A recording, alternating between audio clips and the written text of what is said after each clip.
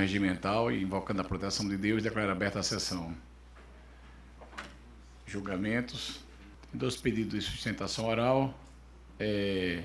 O 7 do PJE, da relatoria do desembargador Dilermando Mota. O 7, excelência, é o mandado de segurança, onde é impetrante Fábio Ferreira Góes e impetrado o presidente do Tribunal de Justiça do Estado do Rio Grande do Norte, ente público do Estado do Rio Grande do Norte. Então, excelência representa o impetrante, logicamente, né? Presidência ao desembargador Vigílio. O próprio impetrante advogando em causa própria. É próprio impetrante. Eu estou trazendo um voto pela concessão da segurança, não é que diz...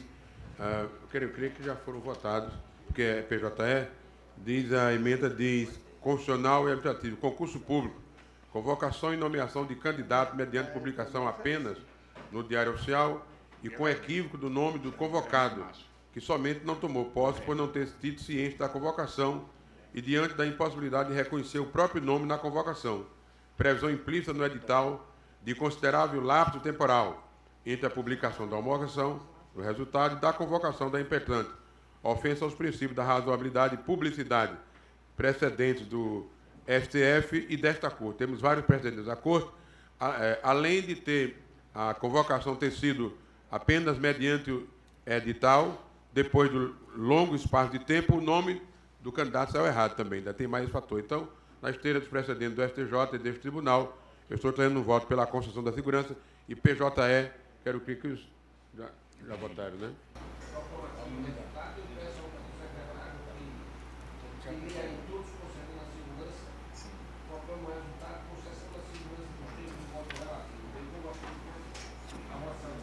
Agradeço a presidência. Tem outro pedido de preferência, também do PJE, é o 10 da ordem, na pauta. Relatoria do desembargador Vigílio. Mandado de segurança também, tiver em mesa, Vossa Excelência pode identificar, relatar e votar. O impetrante é Eduardo Canuto de Oliveira e impetrado é o comandante de Polícia Militar do Estado do Rio Grande do Norte e outros. Senhor presidente, que vai haver sustentação oral? Isso, está escrito aí a doutora. Eu tô conhecendo e desprovendo, porque é um agravo interno e mandado de segurança.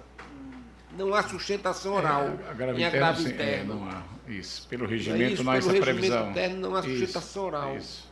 Eu leio a ementa. Processual civil, agravo interno em embargo de declaração em mandado de segurança. Decisão que... Mas, Vossa Excelência, havendo extinção do mandado de segurança, eu acho que havendo extinção, acho que tem... o regimento permite a sustentação, no caso de extinção do mandado de segurança. É um agravo interno dos embargos de declaração. Excelência, pela ordem. Pois não. A decisão extinguiu o processo, sem resolução do mérito.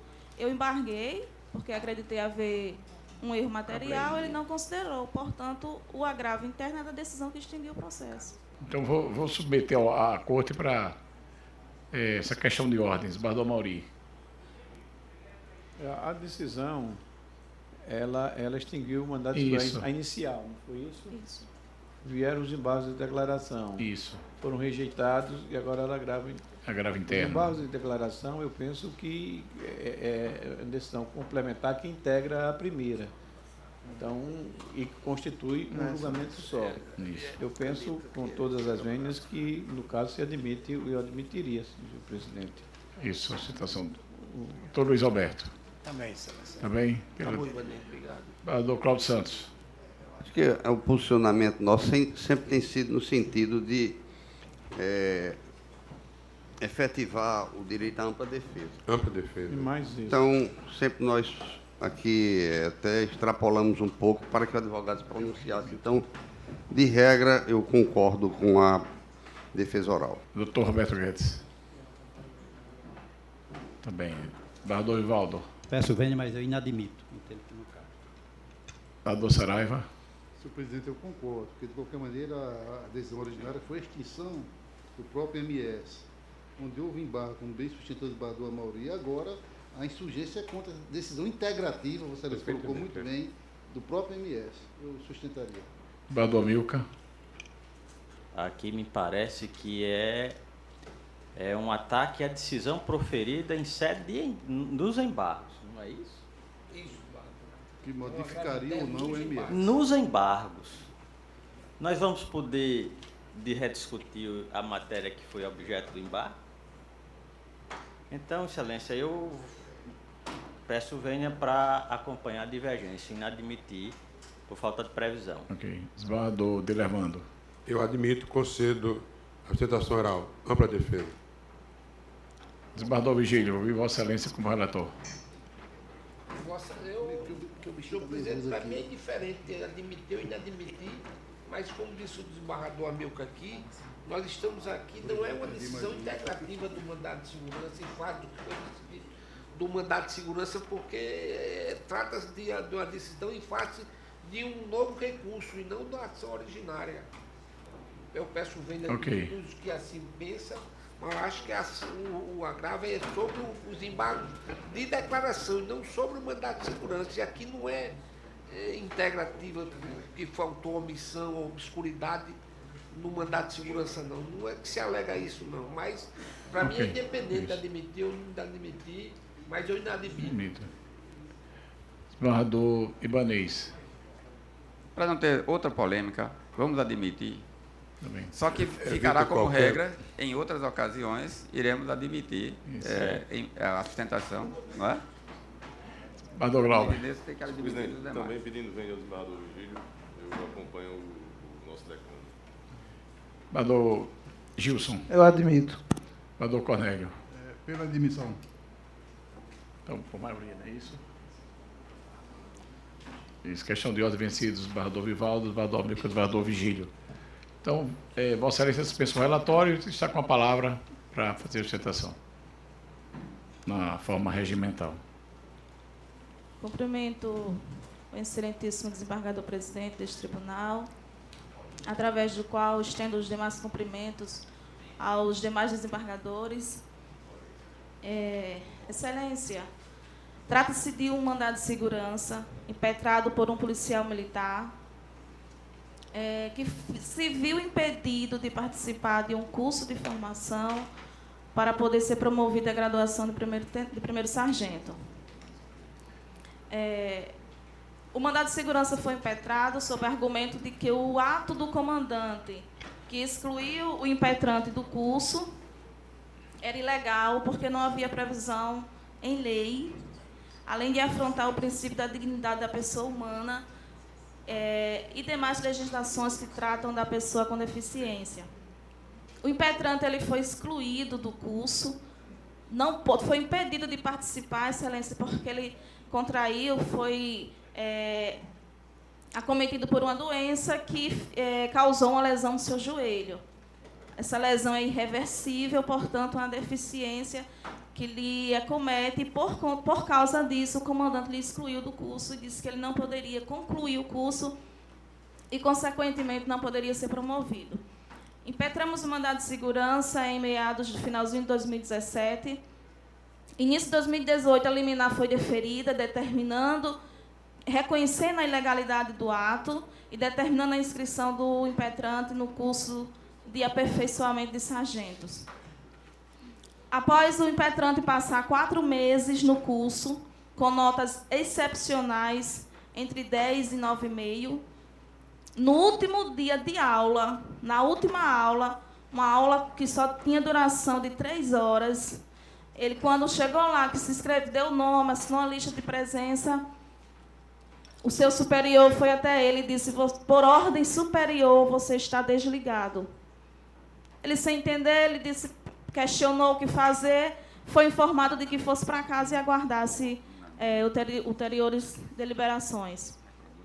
Após alguns dias, foi publicado no boletim interno da corporação a ata de conclusão do curso e constando que o impetrante estava reprovado porque não frequentou aquela aula.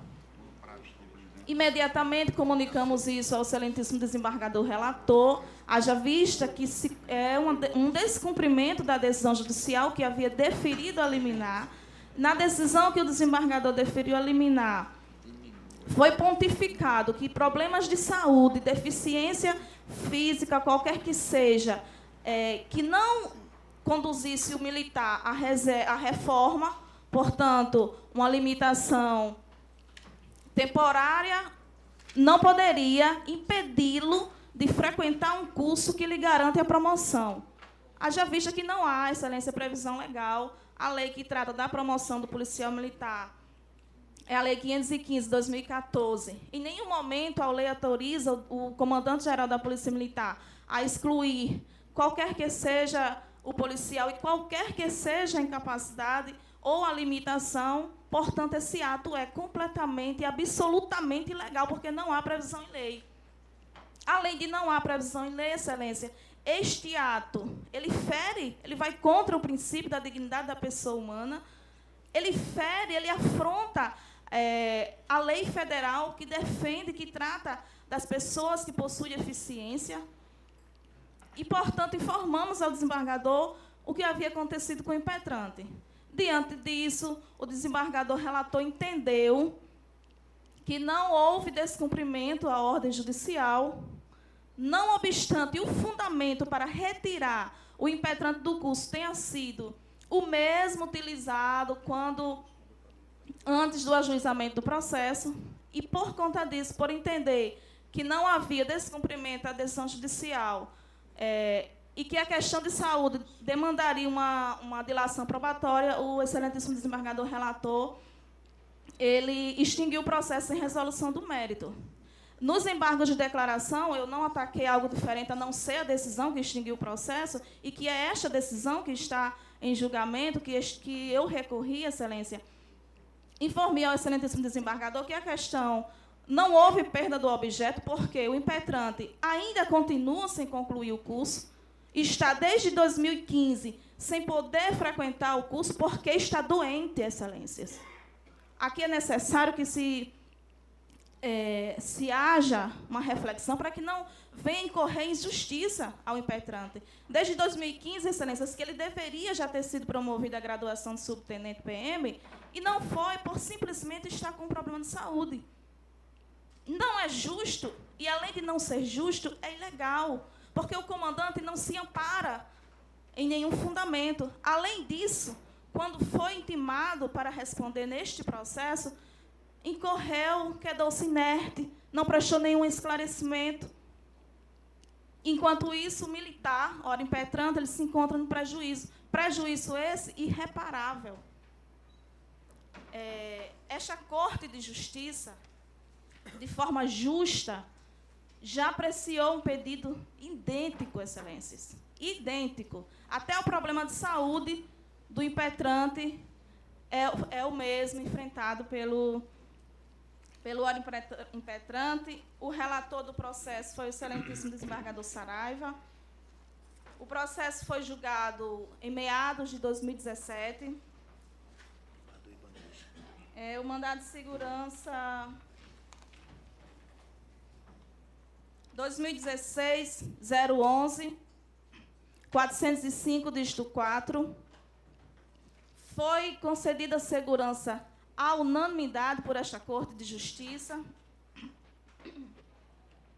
e possui a seguinte ementa: constitucional e administrativo, mandado de segurança, segundo o sargento PM excluído do processo para ingresso no curso de aperfeiçoamento de sargentos, por não atender o requisito de aptidão de saúde, limitação física parcial, inservível para tolher direito subjetivo de militar condicionante para promoção na carreira, ato eliminatório repercutente em descrime entre policiais pertencentes a igual posto, sem qualquer respaldo no ordenamento jurídico, afronta aos princípios da isonomia, proporcionalidade e dignidade da pessoa humana, direito líquido e certo à participação no CAIS, concessão da segurança. Nesse voto do excelentíssimo desembargador Saraiva, eu gostaria de ler um trecho, porque eu acredito que resume a situação dos autos e resume a situação dos policiais que, de igual forma, estão sendo impedidos de ser promovidos em razão deste ato ilegal do comandante. eu gostaria de ver, pediria vênia aos desembargadores. Eu vou ler um trecho do voto do desembargador Saraiva, abre aspas. Agir de maneira diversa está-se-á, a meu pensar, fomentando situação de crime entre policiais militares pertencentes à categoria de igual jaez, por motivação cabalmente incompatível com os princípios constitucionais da proporcionalidade e, sobremaneira, da isonomia e dignidade da pessoa humana. Ademais, caberia à administração, ao invés de criar barreiras injustificáveis, realizar adaptações à grade curricular, garantindo identidade de tratamento a todos os postulantes à sessão funcional, bem como discorreu a douta 7ª Procuradoria de Justiça, fecha aspas. Este impetrante, que foi beneficiado com esse processo que eu acabei de ler, ele concluiu o curso, frequentou o curso com o impetrante do processo que ora é julgado, com as mesmas limitações físicas que o impetrante deste processo possui. Ele concluiu o curso, foi promovido, enquanto o impetrante ele está encontrando este obstáculo, Excelência. É este pedido que eu faço em nome do impetrante nesta manhã, que seja feita justiça. Porque ele, apesar de constar há mais de 3 anos na primeira linha, ou seja, é o mais antigo na qualidade de ser promovido quando é convocado, quando sai a convocação para a participação no curso de aperfeiçoamento de sargentos. Apesar disso, de possuir antiguidade, possuir excepcional comportamento, não está subjúdice, preenchendo todos os demais requisitos que a lei prevê. Ele é impedido, segundo constas nos autos, a publicação que o exclui por simplesmente, Excelência, se encontrar com a limitação física. O ato do comandante-geral, não cabe a mim ficar aqui a manhã inteira discriminando e falando que fere a Constituição Federal. Eu gostaria apenas de ler aqui um artigo da Lei Federal 13.146 de 2015, que é embasada na Convenção sobre o Direito das Pessoas com Deficiência, porque é uma deficiência que acometeu o impetrante, que todos nós estamos sujeitos, né? Ninguém tem como prever que vai entrar na Polícia Militar e vai concluir os 30 anos e sair sem ser acometido, até porque é uma profissão de risco, onde a própria vida é colocada em risco. E o artigo 34 dessa lei, o parágrafo 3º, ela diz: é vedada a restrição ao trabalho da pessoa com deficiência e qualquer discriminação em razão de sua condição, inclusive nas etapas de recrutamento, seleção, contratação, admissão, exames admissional e periódico, permanência no emprego, ascensão profissional, grife-se, e reabilitação profissional, bem como a exigência de plena aptidão. Então, Excelências, o recurso, o agravo interno, é contra a decisão que extinguiu o processo, por entender que houve perda do objeto. E é contra esta decisão que o impetrante se insurgiu. O agravo interno é contra esta decisão, porque não houve perda do objeto, o impetrante não concluiu o curso, pelo contrário, ele foi retirado do curso na frente dos demais pares, foi humilhado, submetido a situações desumanas, que não é nem isso que está em julgamento hoje. E, sim, o cerne da questão é: o policial militar ele pode ser impedido de ser promovido por ordem arbitrária do comandante-geral da Polícia Militar, sem nenhum fundamento legal. Já temos jurisprudência dessa casa, jurisprudência dessa corte, que a unanimidade decidiu que não, é ilegal, fere o princípio da proporcionalidade, da dignidade da pessoa humana, e, por isso, ele deve ser combatido. É com esses argumentos, Excelência, que eu peço que seja feita justiça nessa manhã, que seja conhecido e provido o agravo de instrumento para dar prosseguimento ao mandado de segurança e determinar que o impetrante ele conclua o curso e, enfim, com louvável justiça, ele seja promovido. Eu agradeço a atenção, é como requer. Com a palavra o eminente relator. Fazer em primeiro lugar, uma sustentação no meu voto quanto à tecnicidade do agravo interno, para depois esclarecer alguns fatos relativos ao objeto do próprio mandado de segurança. Porque, ao contrário do que foi dito aqui na tribuna, a liminar foi concedida. Não houve negativa de liminar, não. A liminar foi concedida e o que houve é que o impetrante, ele por uma debilidade pessoal, não pôde cumprir uma etapa do curso. O sistema disse simplesmente: Vossa Excelência não tem condições de submeter-se a essa prova, até em defesa pessoal sua. Isso foi dito na decisão da autoridade impetrada. Não foi negado. Eu quero saber como é que vai ficar esse mandato de segurança se eventualmente for concedido a liminar. Porque vai ficar uma situação que eu não saberei como vai ser cumprida. Porque não está sendo descumprido. O comandante não está descumprindo uma liminar, não. Ele disse: olha, mandou para que ele fosse fazer um curso. Quando chegou na etapa de tiro, ele, por uma questão pessoal, médica, não pôde cumprir essa prova. Que se tivesse dito no mandato de segurança até essa situação, embora não pudesse ser dito, até então ela não sabia dele, ele, impetrante, não saberia disso. Ele poderia ter se dirigido contra essa posição do comandante, mas não foi. Mas eu digo o seguinte: alega o impetrante que deve ser dado seguimento à impetração, porque o ato superveniente da autoridade impetrada, que o inabilitou para a realização da prova de tiro, consubstancia descumprimento da medida liminar, deferida neste mandamos, uma vez que a prova de tiro é indispensável para a conclusão do curso, cuja participação lhe foi oportunizada pela decisão judicial. Como eu vou dizer aqui, a liminar foi deferida. Por outro fundamento, né, Excelência? Foi pela falta de fundamentação da decisão. Depois é que o comandante fundamentou exatamente em face da deficiência. Exatamente, não é isso? Exatamente. Entretanto, da leitura da decisão definitória da medida liminar, desumos que foi reconhecida a ilegalidade unicamente em virtude da ausência de motivação do ato declaratório de inaptidão física do impetrante para fim de inscrição no curso de formação de sargentos CAS, o CAIS. Desse modo, a frustração de participação em uma das etapas consistente na prova de título, em virtude do risco pessoal decorrente de debilidade física permanente, defluente de restrição, inclusive objeto de anotação na folha do impetrante, não descaracteriza descumprimento da providência judicial, mas ato independentemente a ser examinado na via própria.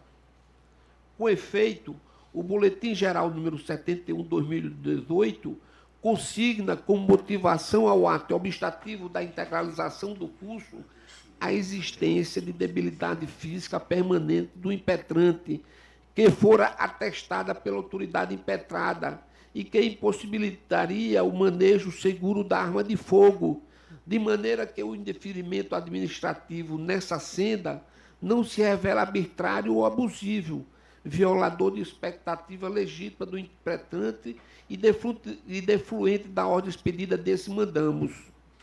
Ressalte, digo isso, aliás, eventual inexistência de prejuízo ao regular desempenho da atividade policial como sargento em decorrência de tal debilidade, bem como sobre a possibilidade do manejo de arma de fogo, apesar da enfermidade sem risco à segurança pessoal própria e de terceiro, entre outras questões, devem ser enfrentadas pelas vias dilatórias pertinentes.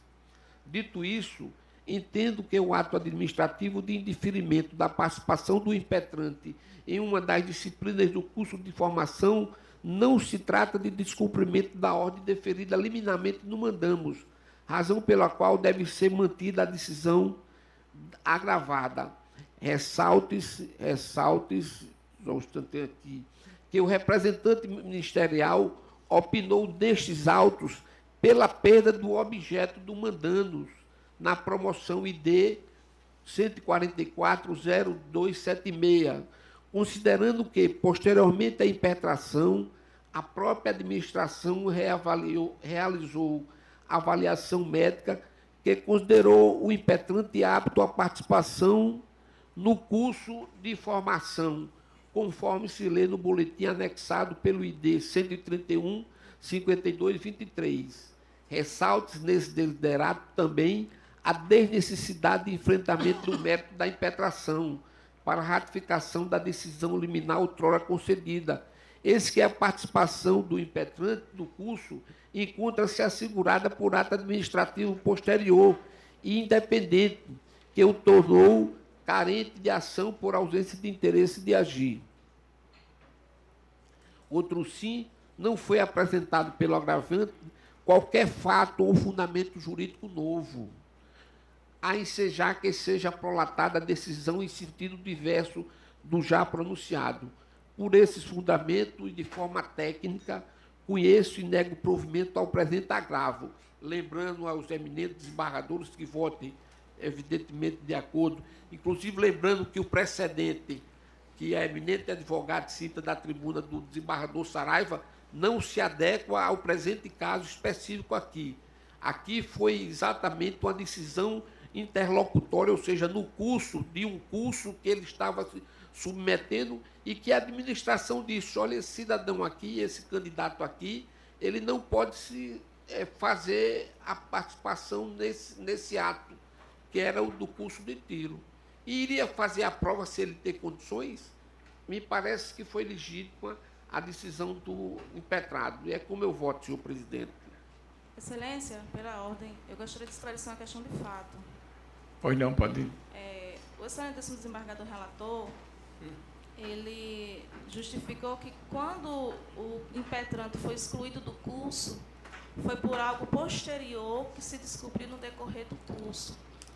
Não, a fundamentação que o comandante utilizou para excluir o impetrante do curso, isso está exaustivamente comprovado nos autos, foi a mesma situação de antes de impetrar o mandado de segurança. Foi a mesma decisão da junta médica, não houve fato novo, não houve, pelo contrário, houve uma nova instrução. Já está na parte de mérito. Isso já está nos autos aí, ok. Pelo PJI aqui, já todos estão acompanhando o eminente relator. Então está proclamado nos termos de Vossa Excelência, do voto do relator. Uma consideração, Excelência. Pois não. Eu gostaria de fazer, ante a sustentação oral da advogada, em respeito também com os colegas. A sustentação oral feita pela advogada guarda pouca relação com os fatos da forma que estão expostos nos autos, que ela mesma deu entrada. Os fatos que são referentes, inclusive com relação às informações dos documentos que guardam, não foram mencionados na sustentação oral da nobre advogada, o que me parece, inclusive, que tenta, da tribuna, caracterizar uma situação que ela não conseguiu comprovar nos autos, senhor presidente. Essa é a observação que eu gostaria de que ficasse registrada. Já está proclamado nos termos do voto do relator. Tão somente para cumprimentar e agradecer à advogada pela referência a um voto meu anterior, mas, como já destacou o eminente relator, é situação distinta. Ok, está proclamado. Muito obrigado, senhor presidente. Tem outro pedido de preferência com sustentação oral, agora processo físico, extra pauta do dia, é o 5, impetrante comercial Petróleo e Derivados Limitada, posto 6, impetrado o secretário de Justiça e da Cidadania do Estado. Sustentação oral, relatoria do desembargador Amilcar Maia. Está em mesa, Excelência? Está, Excelência. A sustentação oral é em nome de quem, Excelência? Doutor Diogo fala pela impetrante, não é isso? No caso, senhor presidente, se me permite, fala pela Comercial Petróleo e Derivados. No caso, eu estou concedendo a segurança seguindo a linha de precedentes que eu cito no meu voto, senhor presidente. A emenda, cuja a leitura farei agora, diz o seguinte: mandado de segurança, suposta abusividade de preço na comercialização de combustível, insurgência contra a multa aplicada pelo PROCON por apontada infração ao direito do consumidor, aumento do preço de gasolina acima do percentual estipulado pela Agência Nacional do Petróleo. Pedido de anulação da sanção administrativa. Princípio da livre iniciativa da ausência de tabelamento de preço. Práticas abusivas não constatadas. Direito de certo reconhecido. Precedentes de concessão da segurança. O voto já foi disponibilizado. Algum destaque, alguma divergência? A matéria é pacificada. Vossa Excelência, da desembargadora Zeneide, do desembargador Amauri sobre a matéria. Então, Vossa Excelência dispensa a sustentação. Está proclamado o do voto relator pela concessão da segurança. É um pedido de preferência, da pauta anterior física, é um processo da relatoria do desembargador Ivanir Monteiro, que está com vista ao desembargador Cornélio. Está em mesa, Excelência? Está sim. Excelência, pela ordem. Pois não. Esse processo eu afirmei suspeição nos autos e fui realmente surpreendido porque de participar da discussão e até a votação, mas como não foi proclamado o resultado ainda, eu reafirmo a suspeição que está posta nos autos. Ok, feito o registro. Com a Retiro palavra... o voto, né, e retiro o voto. Claro. Suspeição. Vossa Excelência está com a palavra. Pois não, eu pedi vista porque, na realidade, eu tinha dúvidas, né, para julgar e quando eu peguei os autos vi que não estava entendendo completamente a situação. O voto está disponibilizado, mas eu vou colocar aqui de forma sucinta. Fazer o histórico aqui dos fatos, né, para que os colegas possam compreender também. A Rota do Sol locou um imóvel, a CAP, e a CAP, por sua vez, sublocou a APEC, né, que é a ONP. Essa Rota do Sol tinha os dois sócios que são autores da ação de cobrança desses créditos. Quando houve um certo tempo, houve um atraso no pagamento dos aluguéis e a Rota do Sol entrou com ação contra a CAP. Essa ação foi julgada procedente, aí descobriu que houve uma sublocação, até então a locadora não sabia, né, mais na frente, alguns dos anos depois, houve a dissolução da Rota do Sol. A Rota do Sol, que era constituída com José Lidécio Pereira de Vasconcelos e Maria Luzinete Pessoa. Houve essa dissolução da sociedade, houve um distrato, né, e esse distrato foi feito abreviadamente, não seguiu aqueles os ditames da lei.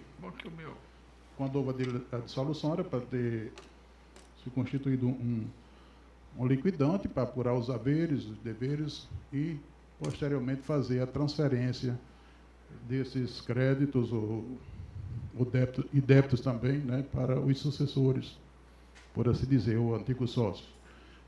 Ao contrário, não houve isso, houve uma abreviação desse processo e declarou-se no distrato que não havia nem crédito e nem débito, né, mas na realidade existia uma ação, um crédito, uma ação de despejo acumulada com cobrança, e eles declararam que não existia isso.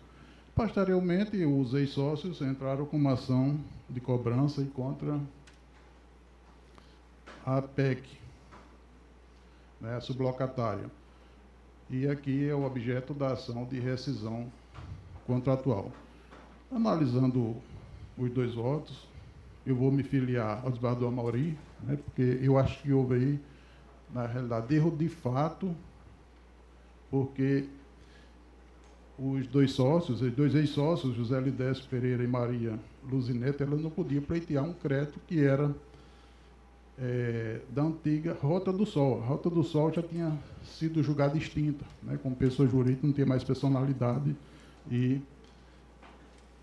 dessa forma, não poderia cobrar o crédito. Por isso que eu estou me filiando ao voto divergente, né, reconhecendo a legitimidade de parte, da parte dos autores e julgando procedente a ação. É como voto. O voto está disponibilizado, todos têm acesso, mas é nesses termos. Doutor Luiz Alberto, como vota Vossa Excelência?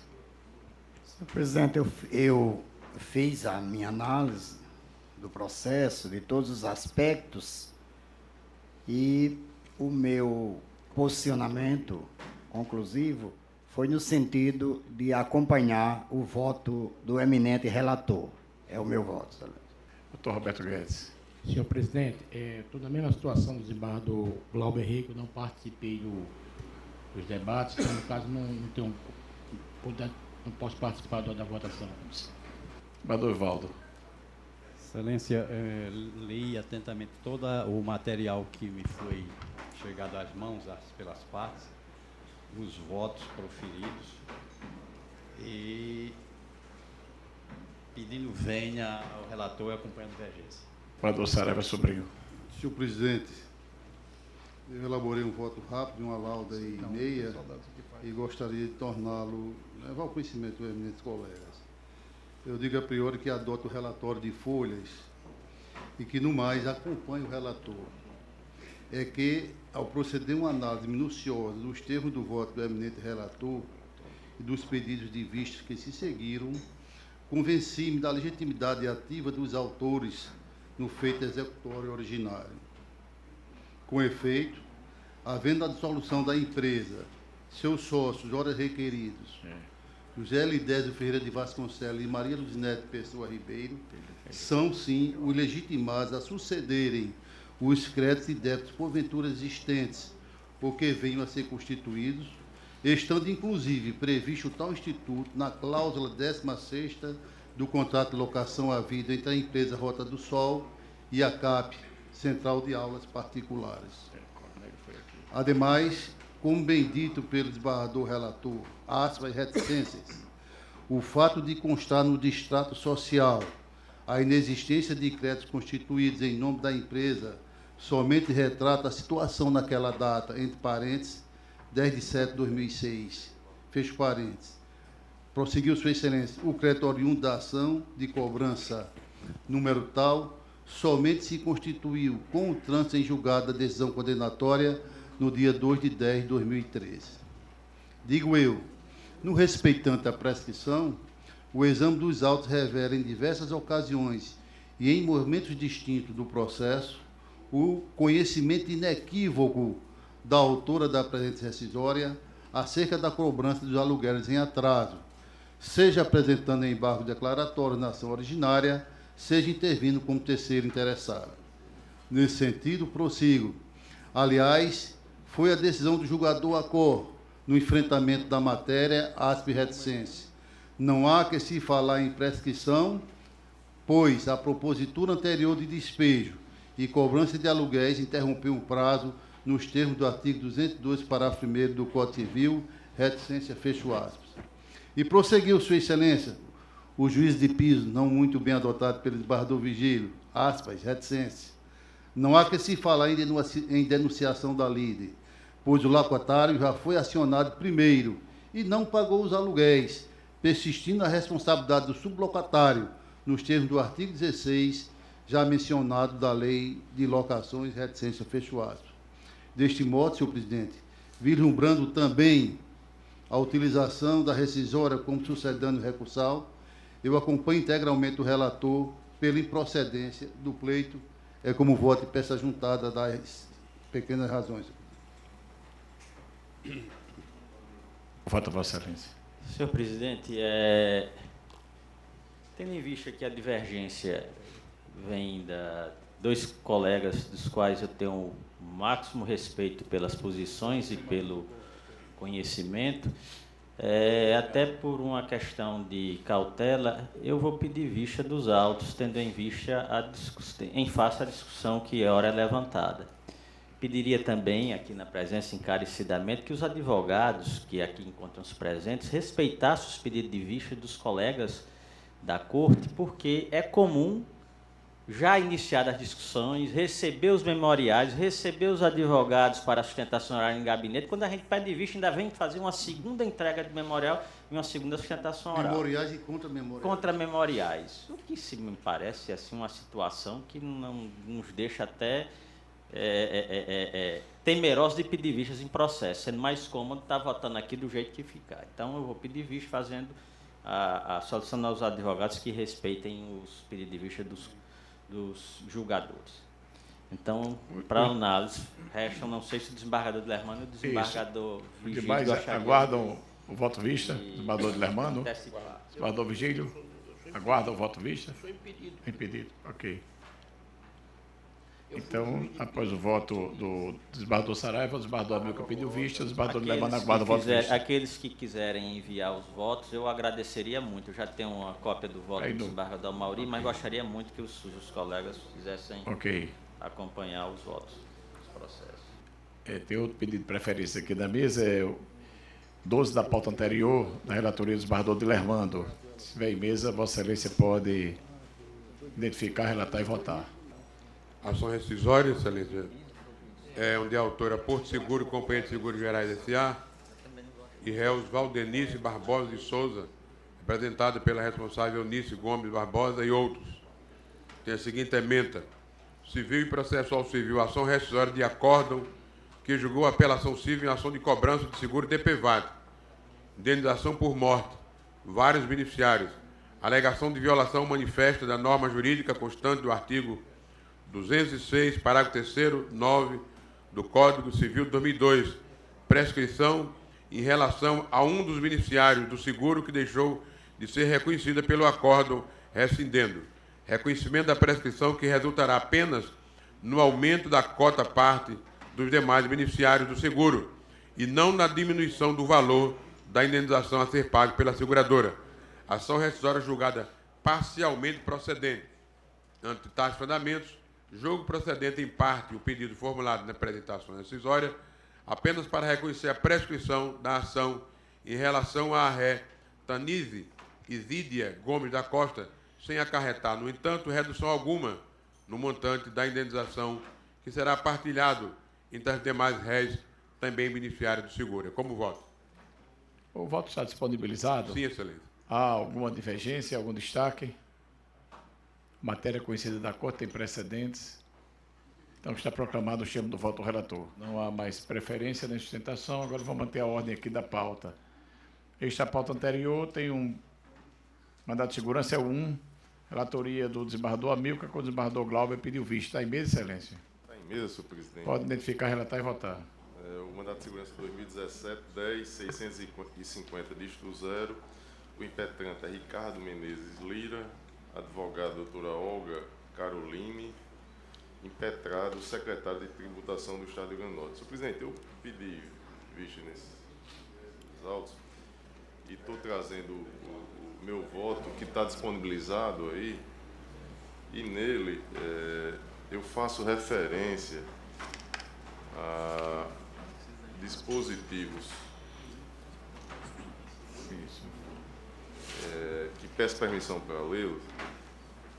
O artigo 33, inciso 4, da Lei Complementar Estadual 240/2002, que diz que compete à Procuradoria Fiscal e da Dívida Ativa expedir certidões negativas ou positivas em relação aos débitos inscritos na dívida ativa estadual. E aí faço referência aqui a precedentes aqui da Corte, no sentido de que seria a competência no primeiro grau, e trago ainda a possibilidade de, que me parece ser o caso dos autos, quando trata da expedição de certidão de débitos fiscais estaduais ainda não inscritos. E aí tem o regulamento, eu não sei se essa é a última redação, mas me parece permanecer nesse sentido, que caberia a subcoordenadoria de controle de débitos fiscais expedir certidões de quitação de tributos e cópias de documentos de arrecadação de acordo com o estabelecido na legislação. Fecho aspas. Inclusive, essa matéria vem sendo decidida no primeiro grau, né, e a remessa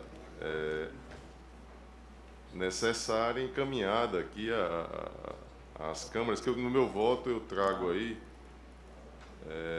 julgados de remessa necessária envolvendo essa matéria na primeira Câmara Cível, da segunda e da terceira. E ainda faço no voto que está disponibilizado, referência a uma decisão monocrática minha de extinção de um MS, o 2014-16-463, dígito 7, publicado em 2 de março de 2015, entendendo não ser esta corte, esta egrégia corte, competente para o julgamento da matéria, senhor presidente. Então, o voto está disponibilizado. Eu faço apenas o destaque que nós temos no PJE um voto, não nesta sessão, mas que está disponível para votação já na relatoria do doutor Roberto Guedes. Roberto Guedes.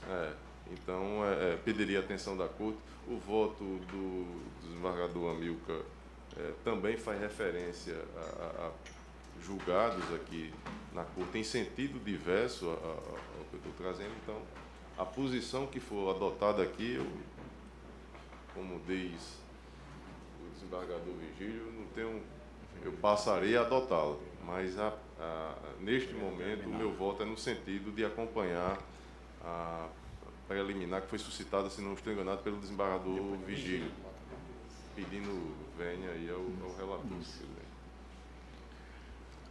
Senhor presidente, eu gostaria de pedir a palavra pela ordem. Pois não, você está com a condição de relator, está com a palavra. Exato. Eu gostaria de fazer a referência ao seguinte, que como disse o desembargador Glauber, a única coisa que eu gostaria é que se pacificasse a situação, o entendimento encaminhado. Eu tenho o máximo respeito pelos precedentes da Corte, procurando seguir, inclusive, matéria que já decidida. No meu voto, eu citei 2 precedentes. O desembargador Saraiva disse que existe vários em sentido contrário, mas eu encontrei vários para fundamentar a minha posição. Inclusive, a preliminar foi suscitada pelo desembargador Vigílio, a respeito da incompetência da nossa Corte para tal processo de tal natureza. E eu gostaria de fazer uma referência ao que disse o desembargador Vigílio no mandato de segurança 2017, 000-167, dígito 1, impetrante Edith Fernandes Souto.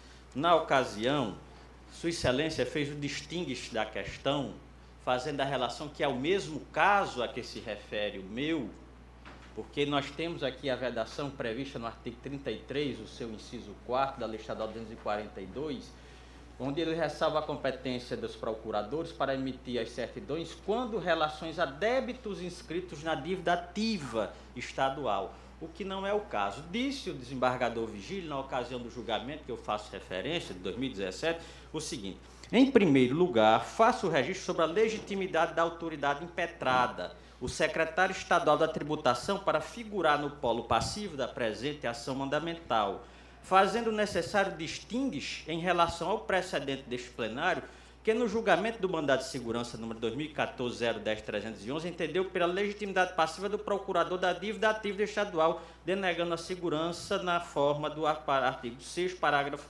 2º da Lei 12.016 de 2009.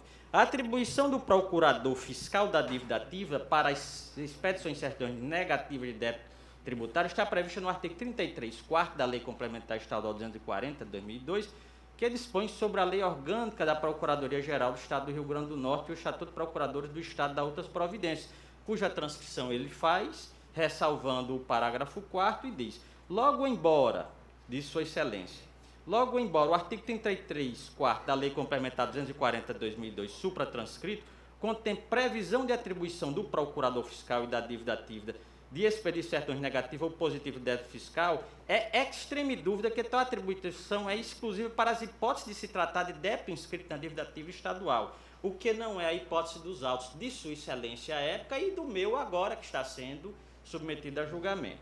No caso em apreço, disse o desembargador Vigílio, pleiteia a impetrante a expedição de certidão negativa dos débitos estaduais em nome de sua pessoa física, documento que está lhe sendo negado em virtude de existência de débitos fiscais de pessoa jurídica da qual é sócia. Logo, existe inscrição em nome da impetrante na dívida ativa fiscal, a ensejar a legitimidade do procurador da Fazenda Nacional. Assim, o ato administrativo impugnado é mesmo de atribuição do secretário estadual de tributação, consoante dispõe o artigo 951 do decreto 13.640, de 1º de novembro de 97, e faz a citação.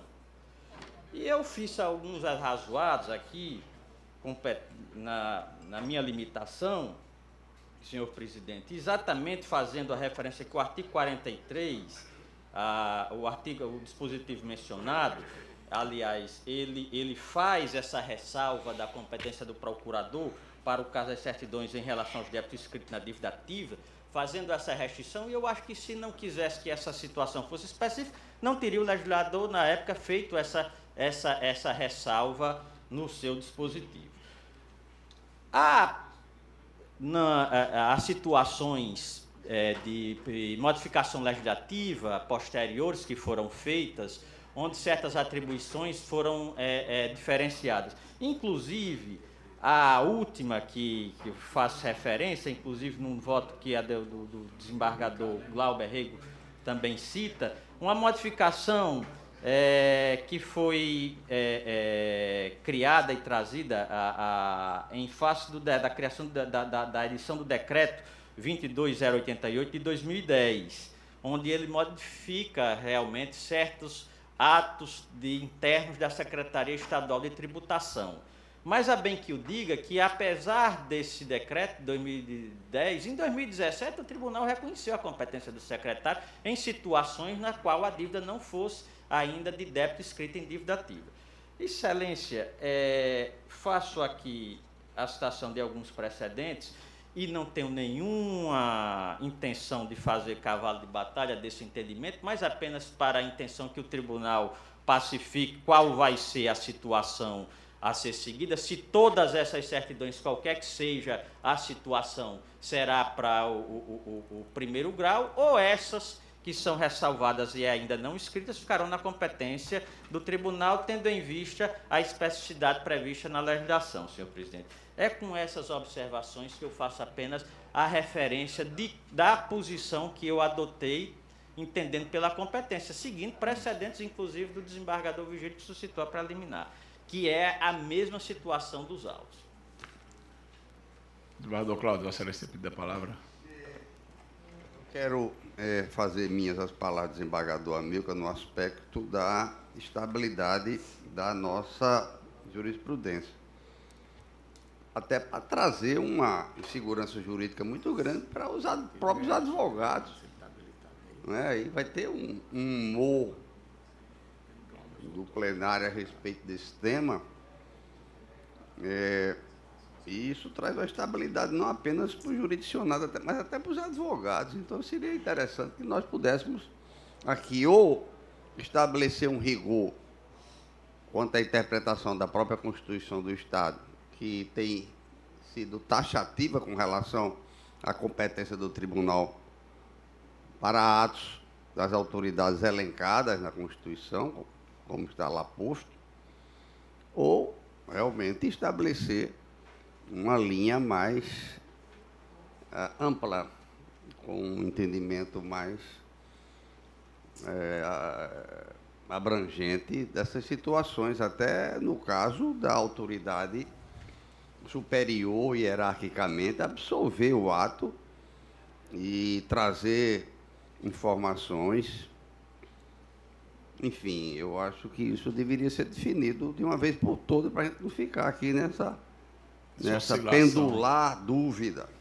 Isso era só, senhor presidente. Existe um pedido de pauta no mandato de segurança do Dr. Roberto Guedes, que a situação também é idêntica, e ele cita os precedentes que eu acabei de citar e caminha como eu estou caminhando. E foi pedido pauta, a Sua Excelência já disponibilizou o voto e eu já votei. Senhor presidente, só para esclarecer, e aí essa matéria destacada pelo desembargador Amilcar também tem normativo específico dizendo que é da subcoordenadoria a competência do decreto de 2010 que Vossa Excelência cita, mas eu faço referência exatamente que em 2017 o tribunal já votava reconhecendo a competência para expedir. E a necessidade de se pacificar, ela se torna de maior relevância em razão de que as câmaras, as três, elas estão julgando recurso de mandado de segurança, estão sendo impetrados lá no primeiro grau. Perfeito. Também, mas remessa necessária. Hein? Remessa necessária. Pois mas está sendo lá impetrado apontando como autoridade coatora não o secretário, e sim o subcoordenador.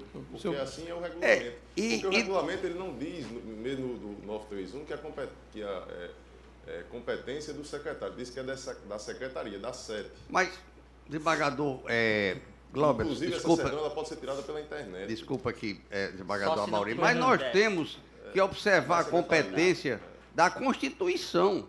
Não é de decreto, nem de lei, nem nenhuma, não. Quem traz a competência do Tribunal de Justiça é a Constituição do Estado. Outra coisa, ao usar-se a lei de regência, seria o caso de indeferimento da inicial.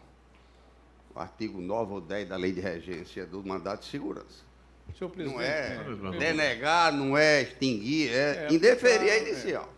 Eu me proponho, senhor presidente, a pedir vista para rever essa matéria. Realmente a necessidade do tribunal pacificar de uma vez por todas esse entendimento. Mas quero esclarecer aqui a Corte, nesses casos, quanto à competência do Tribunal de Justiça, está lá estampada realmente na Constituição Federal, na Constituição Estadual, e está na nossa Lei de Organização Judiciária e também no nosso regimento. Ato de secretário de Estado, para efeito de mandado de segurança, a competência é do Pleno Tribunal de Justiça. Ponto. Agora, a dificuldade que nós temos tido é identificar se realmente aquele ato eventualmente atacado ou apontado de ilegal foi praticado ou é da competência do secretário. Essa dificuldade nós temos tido. Inclusive até mesmo em decorrência desse emaranhado de decreto e leis e tal, do Executivo, que termina atribuindo competências para secretário, para subsecretário, enfim. Expedição de normas pelo secretário, por exemplo, através de uma portaria, que termina esses atos sendo praticados por terceiros. Perfeitamente. Essa questão há vários atos que é da competência, às vezes, originariamente do secretário, mas um terceiro aqui pratica, ou vice-versa. Então, nós temos tido essa dificuldade. E tudo isso surgiu em decorrência de uma decisão, aliás, mais de uma decisão do STJ, no caso originário do Rio Grande do Norte. Aqueles casos de TUSD, e que nós julgamos aqui vários. Num desses casos foi ao STJ, a matéria não foi discutida, nós julgamos aqui, admitimos o secretário no polo passivo da ação como autoridade coatora, julgamos, vários nos julgamos aqui. Mas um desses processos, ou alguns, foram ao STJ e lá o ministro, o relator de ofício, foi quem suscitou a questão.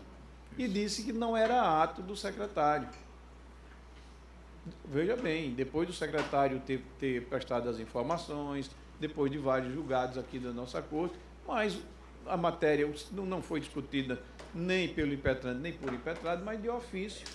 Ele, considerando que era matéria de ordem pública, como de fato é, e levantou a preliminar e o STJ inclusive devolveu o processo, inclusive julgando, dizendo que não era, o tribunal não tinha competência, porque aquele ato não era da competência do secretário.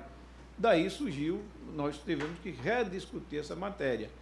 Em relação a TUSD e TUST, né, a matéria ficou mais ou menos pacificada e temos aqui mudado o nosso entendimento, aplicando já a orientação do STJ.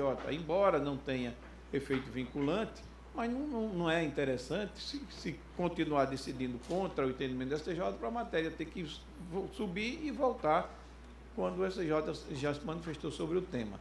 Essa é a nossa grande dificuldade. Agora, então, em cada ato, isso levou, ou nos obrigou em cada mandado de segurança, até por uma questão de cautela e zelo no julgamento do processo, a rever se aquele ato é realmente do secretário, da competência do secretário de Estado, ainda que ele tenha vindo aos autos para defender o ato. E o ministro não haveria de se aplicar a teoria da encampação, porque nesses casos, sendo de autoridade inferior, mudaria-se a competência, então não se admite aqui, nesse caso, a aplicação da teoria da encampação. Então, o problema surgiu daí. Esse, me parece, é um caso exatamente igual, ainda que não se trate de TUSD. Então, nós temos que examinar se realmente o ato é da competência ou não do secretário. Veja o problema que nos trouxe, porque agora o secretário vem aos autos, defende, mas a gente vai dizer, não, o ato não é seu. Isso. Entendeu? Isso. Então eu vou pedir, ainda que tenha já posição firmada, estou inclusive com os embargos de declaração para julgar desde a semana passada, não julguei em face dessa discussão, esperando que a Corte, por fim, assente o entendimento sobre o tema, mas me vejo obrigado a, no caso, reexaminar a matéria para que nós possamos rediscutir, enfim, porque o nosso objetivo como desembargador Amilcar é pacificar. E realmente nas câmaras nós temos julgado o processo de origem do primeiro grau, enfim, e aqui temos julgado também. Até simular se for possível. Isso. Exatamente. Perfeito. Exatamente. E desembargador Amaury, embora não pareça, mas essa questão tem uma importância e uma relevância grande para o cidadão. Exato, a abusividade é a mais evidente. É a mais evidente. O Estado se utiliza desse mecanismo para cobrança indireta. Isso. Então, no meu caso, e por isso que eu pedi vistas aqui, embora a princípio tivesse de acordo com o desembargador Amilcar, mas eu julguei em 2015, quando eu deferia liminar. Quando o Estado veio, ele me mostrou, olha, a competência não é. Mas aí, se a interpretação que fizemos aqui for de que a rigor seria originariamente uma competência do secretário que foi delegada e tal, de repente, possamos... Então, aberto aqui a... Então, após o voto do desembargador Glauber Colhena, para ele não pedir vista ao desembargador Amaury, não é isso? Isso. Para ver se a Corte pacifica esse entendimento. O doutor Guedes não vai ser julgado nesta sessão. Só pedido de pauta. Perfeito. E apenas para lembrar, a assessoria está me lembrando aqui, que evidentemente eu vou ter que tirar de mesa os embargos que estão dependendo também dessa matéria. Ok. Mas é preciso que o tribunal realmente aceite uma vez por todas essa questão. Então, no caso, não está em mesa o 10, que é a declaração da relatoria de Vossa Excelência. O 10, Excelência. Isso. Então, após o voto do desembargador Glauber Colhena para eliminar, pediu vista o desembargador Amaury e os demais aguardam o voto vista. O 2, pela ordem aqui do físico, é mandato de segurança da relatoria do desembargador Cláudio Santos. Se tiver mesa, pode identificar, relatar e votar. Excelência, esse mandato de segurança não está em mesa. É mesa. Ok. Apesar de estar, mas não está. O 3, o próximo também é da relatoria de Vossa Excelência. O 3 é da relatoria de Vossa Excelência. Está em mesa? O 3 é a Leve Distribuidora Limitada. É a mesma matéria que eu vou... Então não está em mesa. Aguardar, não é isso? E o voto está disponibilizado. O quarto, Vossa Excelência, pode identificar, relatar e votar. Sindifed, Sindicato dos Autores Fiscais, secretário de Administração. A questão se cinge a uma questão também passível de apreciação por esse tribunal, porque o ato é do secretário adjunto. Aí eu volto aquelas minhas primeiras palavras. Nós vamos usar o rigor da Constituição, é apenas a pessoa do secretário. Você veja, aqui houve uma discussão há algum tempo de um ato do comandante do Corpo de Bombeiros Militar, que foi, que conseguiu a autonomia da Polícia Militar. A Constituição só fala no comandante da Polícia Militar. E eu defendi que o comandante do Corpo de Bombeiros teria, em decorrência de uma interpretação mais elástica, teria o foro do Tribunal de Justiça. Mas foi vencido aqui, sem dificuldade, desde aquela época que a gente se bate aqui nessa questão. E como órgão autônomo independente, teria por arrastamento a mesma situação do comandante da Polícia Militar. Perfeito. Então, esse aqui, por exemplo, é do secretário adjunto. Acho até que a gente deveria suspender todas essas questões e delimitar e sumular. Nós estamos precisando editar muitas súmulas para dar segurança jurídica a todos, a nós próprios. Então, eu também, senhor presidente, vou esperar esse voto de desembargador Amaury. Espero que na próxima, se for possível, na próxima... Consta, no caso, consta contra impetrado os dois, né? O secretário e o secretário adjunto. Tira o adjunto, bota o outro, como é. Então, eu vou... Que é um ato lesivo, inclusive... Vai guardar essa posição para a gente se já tem uma liminar, as coisas já estão mais ou menos asseguradas. Perfeito. E, bom, Vou esperar até que a gente possa trazer isso com mais clareza, porque se ficar batendo cabeça aqui repetidamente sobre o mesmo assunto. O 6 não está em mesa, relator Osvaldo Amilcar não mesa. O 7 está em mesa, excelência? Pode identificar, relatar e votar. Senhor presidente, a matéria é simples. Trata-se mandado de segurança impetrado por Andrew Jackson Silva de Almeida contra o comandante-geral da Polícia Militar do Estado do Rio Grande do Norte. E eu digo o seguinte: impetração manejada a contrato administrativo que excluiu o impetrante do processo seletivo para o curso de aperfeiçoamento de oficiais.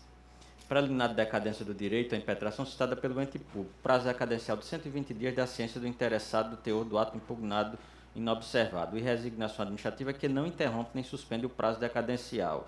Precedentes de acordo preliminar acolhido da ordem denegada, extinção do processo no termo do artigo 23 da Lei 12.106 de 2009, concomitante com o artigo 487, inciso 2 do Código de Processo Civil. E trago precedentes aqui do desembargador Dilermano e do desembargador Gilson sobre a matéria. Senhor presidente. O voto está disponibilizado. A matéria tem precedentes, algum destaque? Então está proclamado o termo do voto do relator. O 8 está com vista do desembargador Amilcar, o 9 e o 10 não mesa, o 11 a relatoria do desembargador Dilermano está requerendo para retirar de pauta, é isso? Correto, excelência, porque o falecimento de uma parte. Então está deferido. O 12 já foi na preferência, agora pauta do dia. Tem embargo de declaração em ação direta de inconstitucionalidade. Relatoria do desembargador Vigílio. Se tiver em mesa, pode identificar, relatar e votar. Senhor presidente, embargo de declaração em ação direta de inconstitucionalidade por pedido de liminar 2016, 62, 65, dígito 2.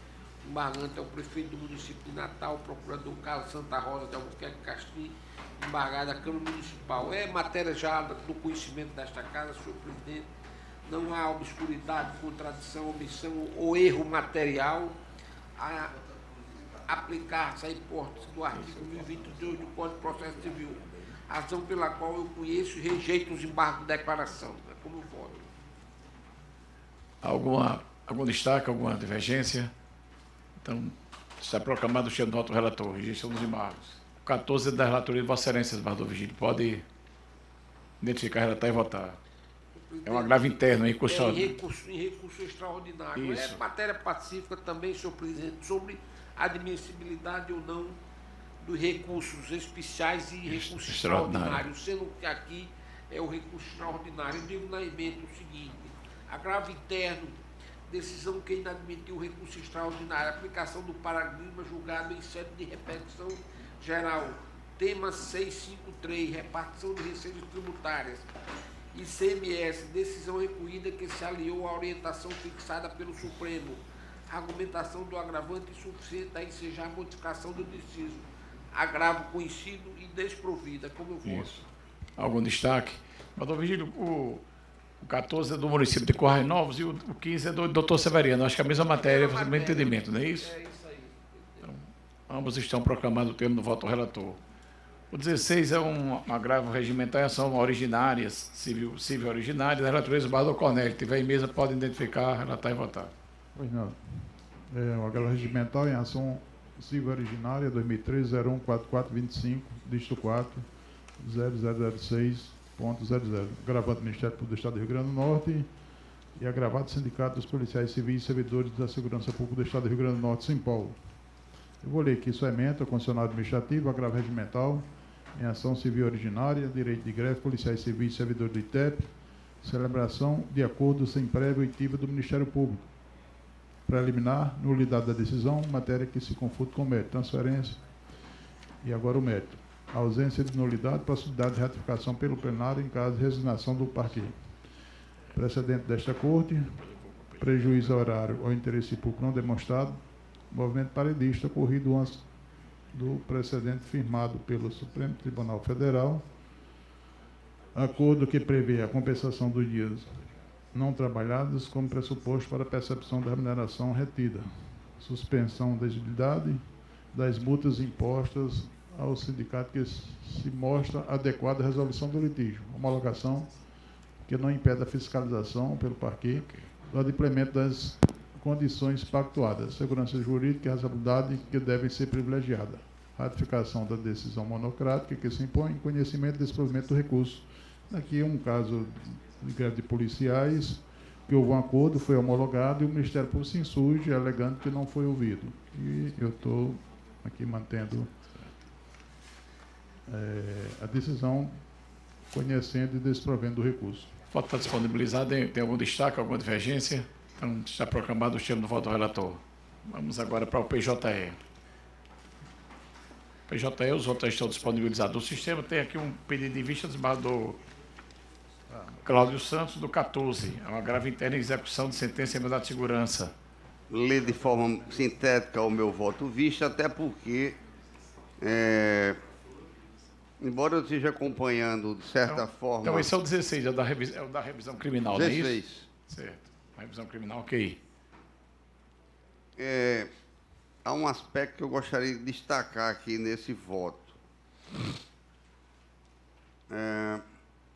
Da relatoria do desembargador Gilson. Embora comum com a compreensão de que não merece prosperar a alegação de nulidade processual por cerceamento de defesa, formulada pelo requerente, inexistindo demonstração de efetivo prejuízo, conforme a súmula 523 do Supremo, não assistindo razão a este, da mesma forma quanto ao pleito de absolvição e desclassificação para o delito de associação para o tráfico.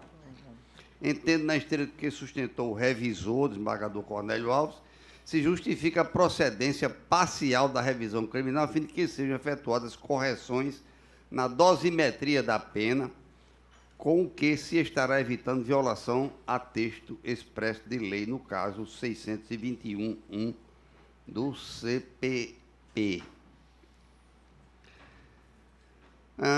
Digo assim, para chegar ao mencionado quantum de pena, considerou-se uma mesma circunstância fática. Nisso aqui eu acompanho o desembargador revisor pedindo vênia ao desembargador relator, mas acompanhando o desembargador relator quanto ao mérito, qual seja a utilização do serviço de transporte de cargas lícitas para o fim de transportar drogas no interior das mencionadas cargas, para valorar negativamente a conduta do requerente, sendo invocada tanto na culpabilidade quanto nas circunstâncias do crime, o que ineludivelmente caracteriza bis in idem, devendo haver o correspondente decote da pena no ponto.